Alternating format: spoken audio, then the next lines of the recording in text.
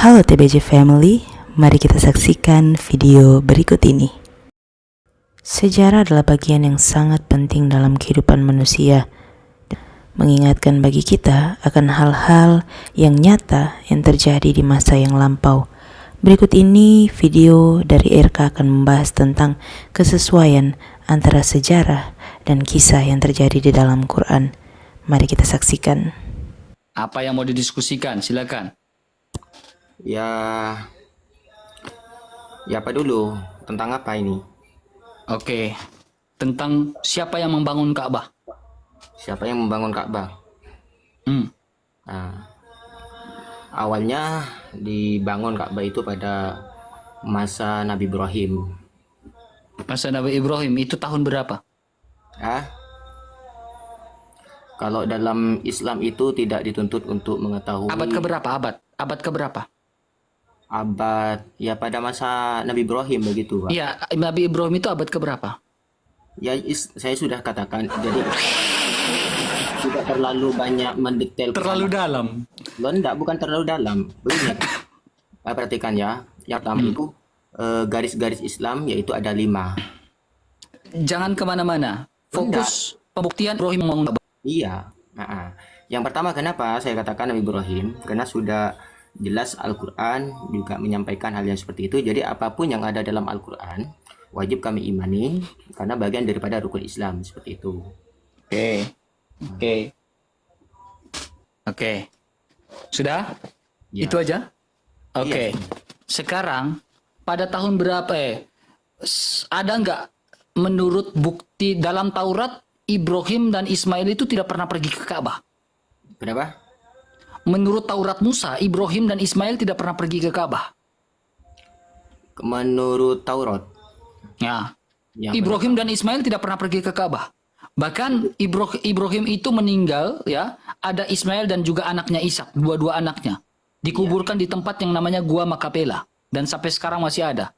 Ya, Gua Makapela itu bukan di Arab. ya. Kakak taunya dari mana Ya. itu? Sekarang Ibrahim itu makamnya di mana? Di Mekah kan? Kenapa? Ibrahim ada makam di Mekah kan? Iya. Sementara menurut tradisi Yahudi dan sampai sekarang ada sejarah fakta sejarahnya, Ibrahim itu ada di Gua Makapela, bukan di Mekah.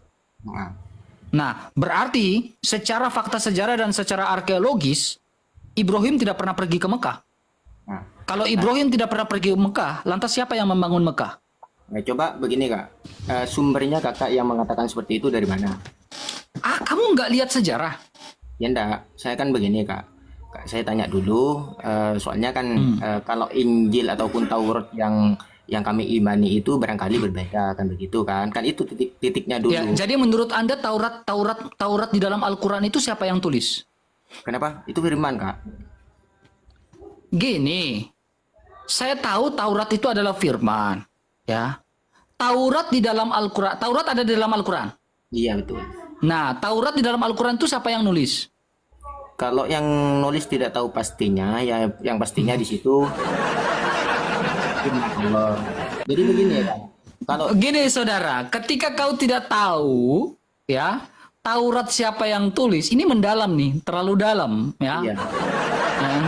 Ketika kamu tidak tahu Taurat itu siapa yang tulis, menurut Yahudi, Taurat itu ditulis oleh Nabi Musa. Nah, Oke. Taurat itu ada berapa kitab yang ditulis Nabi Musa dalam Al-Quran? kenapa, Kak?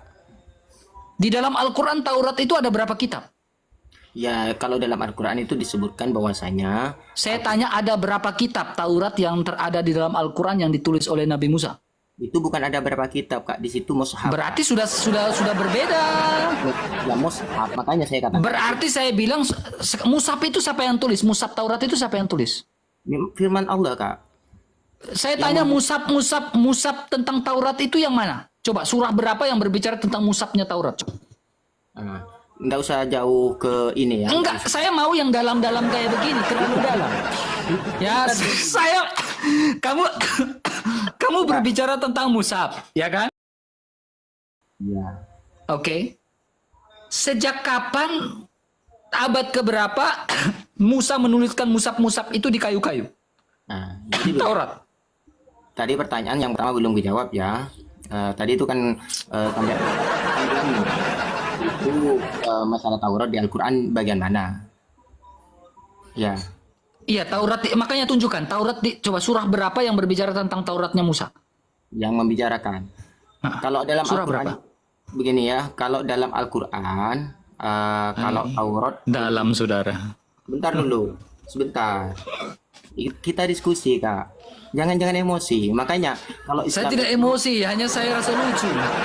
kalau Islam itu, Soalnya Anda berbicara Taurat Musa itu ada beberapa kitab. Nih, kau lihat baik-baik. nah, Ya, ini kan ini, kau- Kak. Kau lihat, sabar, kau lihat baik-baik, biar kau paham, ya. Nih, biar kau paham dan tidak bingung. Makanya saya ingin buka satu pola pikir yang bagus buat kau, biar kau memahami dengan baik, teman. Iya. Nih, ini berbicara tentang Taurat Musa. Taurat Musa itu ada kitab apa? Kitab Kejadian. Nih, kitab Kejadian, Terus, Keluaran, Imamat, Bilangan, Ulangan. 1, 2, 3, 4, iya. 5. Nah sekarang, kalau Al-Quran berbicara tentang Taurat Musa, di mana kelima kitab ini di dalam Al-Quran? Pertanyaannya. Yang Ini kelima kitab yang ditulis oleh Nabi Musa. Kejadian, Keluaran, Imamat, Bilangan, Ulangan. 1, 2, 3, 4, 5. Nah, tunjukkan kepada saya kelima kitab ini yang ada dalam Al-Quran. Silakan. walladzina yu'minuna bima unzila ilaika. Jangan ketawa, dengarkan dulu. Ya. Saya baca Al-Quran. Baca Al-Quran itu sama baca terjemah itu. Kalau terjemah itu bukan Al-Quran. Ingat, kalau Al-Quran itu dalam bentuk bahasa Arab. Kalau terjemah itu ya multi tafsir jadinya nanti. Makanya saya baca Al-Quran dulu. Silakan. Walladzina yu'minuna bima unzila ilaika wa ma unzila min qablik.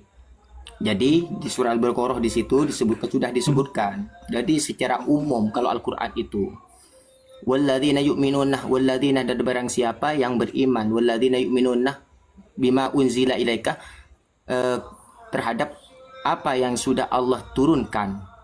Jadi yang Allah turunkan bima unzila ilaika kepada kamu, berarti Al-Quran, karena itu sampainya kepada Nabi, karena firmannya kepada Nabi Muhammad. Wa ma unzila ilaika wa ma unzila min qablik, dan kitab-kitab yang diturunkan sebelum kamu. Apa saja kitab-kitab yang diturunkan sebelum kamu? Berarti Taurat, Injil, Zabur, seperti itu ya. Oke. Mana Tauratnya Musa? Kenapa? Taurat Musanya mana? Walladzina yu'minuna bima unzila ilaika. Jadi di sana itu tidak tanya ini, Bang, tidak, karena kalau Al-Qur'an itu relevan dan realistis begitu. Jadi realitanya di Al-Qur'an itu bisa dirasakan sekarang. Coba Oke, realita, realistis dan relevan, ya kan? Realita, realistis dan juga relevan. Saya ulangi lagi. Realita, realistis dan juga relevan. Oke. Sekarang ya, relevannya di mana, realistisnya di mana ketika Nabi Muhammad membelah bulan. Realita, realistis dan relevan. 3 R nih. Iya, ya. 3 R, realita, realistis dan juga relevan. Ya, tunjukkan realistis, realita dan relevannya di mana ketika Nabi Muhammad membelah bulan. Itu yang kakak minta itu berdasarkan sejarah hadis Nabi maupun kehidupan Nabi Muhammad, atau berdasarkan Al-Quran? Ya tanya dulu. Ya, ketika non-muslim itu berpaling dari Al-Quran, dikiranya ngarang-ngarang. Kini kau kan tadi bicara firman Allahmu kitabmu itu 3 R, realistis, relevan dan realita. Nah sekarang realistis, relevan dan realitanya di mana ketika Nabi Muhammad membelah bulan? Iya. Secara realistis dulu. Secara realistis. Nah, jadi begini, ketika Nabi Muhammad itu, nah itu, sampean ketawa gitu. Karena begini, Pak. Saya nggak tahan bro, saya nggak tahan, terlalu lucu. Ketika saya berbicara tentang Nabi Muhammad, karena pada dasarnya kalau non Muslim itu tidak percaya begitu kan? Jadi apapun yang memang kita sampaikan. Gini, ketika Anda berbicara tentang realistis, berarti Anda harus bisa membuktikan pada abad keberapa, tujuannya apa, saksinya siapa. Nah, itu kan sampean minta yang seperti itu kan? Ya.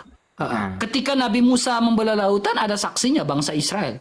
Ketika Yesus membangkitkan orang mati, ada saksinya. Nah, itu realistis. Nah, siapa saksinya ketika Nabi Muhammad membelah bulan? Nah, ketika Nabi Muhammad Realistis itu, ini. Iya. Satu R yang pertama. Ketika Nabi Muhammad itu membelah bulan, jadi apa yang disampaikan oleh beliau kepada para sahabat itu sudah benar. Saksi ketika bulan itu terbelah. Nah, begini Bang, apapun makanya tadi itu saya tanya kepada Anda itu dasarnya adalah iman dulu ya. Ya. Gak bisa gitu teman. Gini. Coba begini Bang. Kamu dengar baik-baik. Coba saya Memang tanya. segala dasar dari segala sesuatu itu adalah iman. Iman. Tapi kau dengar baik-baik, ya. Itu dalam Alkitab pun begitu, ya. Tetapi ketika Nabi Musa membelah lautan, ada saksinya dan ada tujuannya. Ketika Nabi Isa membangkitkan orang mati, ada saksinya dan ada tujuannya. Iya. Ketika Nabi Muhammad membelah bulan, siapa saksinya, tujuannya apa, sehingga bicara relevannya dan keralitaan itu. Maka dari itu kita berbicara tentang realistis. Ini realistis, ya. Kamu belajar IPA nggak dulu? Iya, oke, silakan. Oke. Akibat dari gravitasi bulan itu apa? Akibat dari gravitasi bulan karena ada rotasi.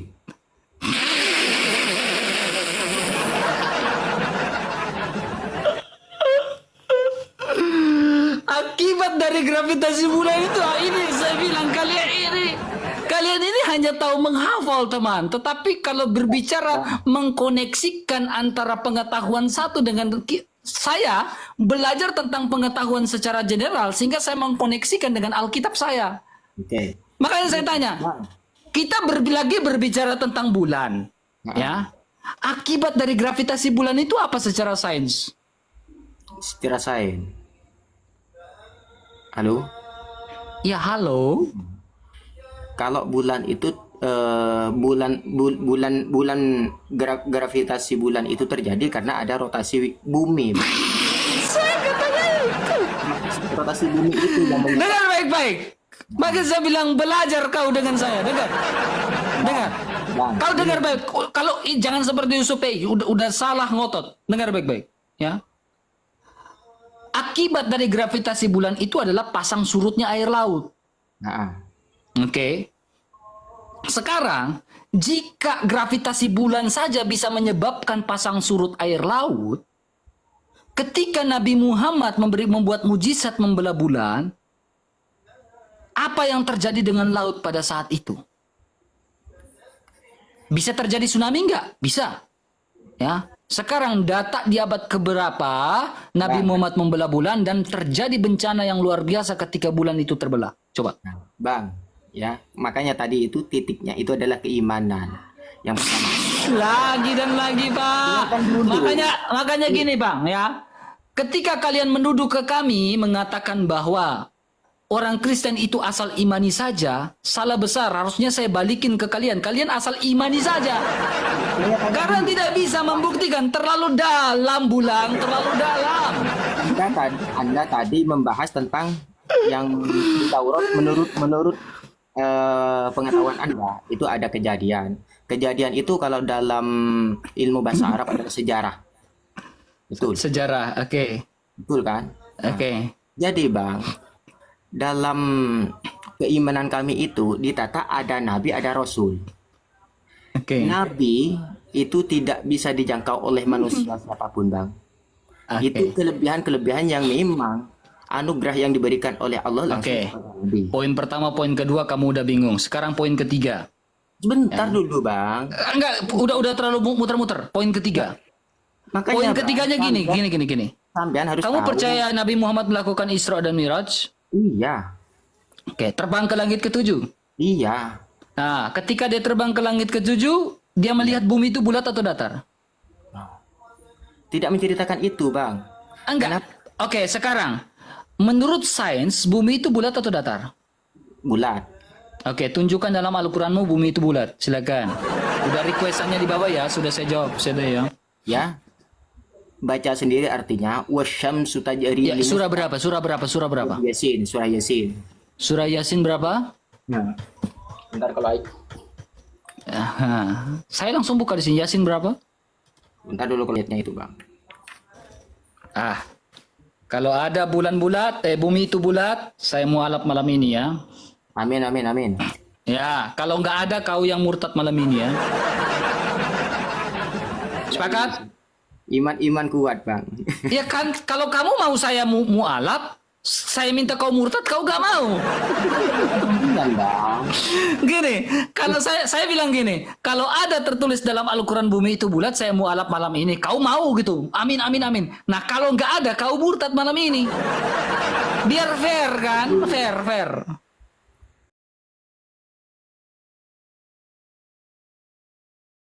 Teman-teman TBC, bagaimana pendapat kalian mengenai video tadi? Silahkan masukkan di kolom komentar ya. Dan jangan lupa juga untuk terus mendukung channel ini dengan cara like, subscribe, dan juga bagikan video ini. Sejarah di dalam Alkitab sudah sangat jelas menyatakan bagaimana Allah menciptakan manusia dan membawa manusia untuk mengenal kebenarannya, di mana Ia yang melakukan penyelamatan terhadap manusia dari segala dosa-dosa yang manusia lakukan. Dalam sejarah Alkitab juga kita dapat melihat perbuatan-perbuatan Tuhan yang ajaib, mujizat-mujizat yang Ia kerjakan, di mana ada orang-orang yang mengalami sakit, Ia menyembuhkan, mereka yang lumpuh, Ia menyembuhkan, mereka yang buta, Ia mencelikkan matanya, bahkan orang mati dibangkitkan. Itulah perbuatan-perbuatan ajaib yang Tuhan Yesus kerjakan, bahkan masih banyak lagi untuk menyatakan kemuliaan-Nya.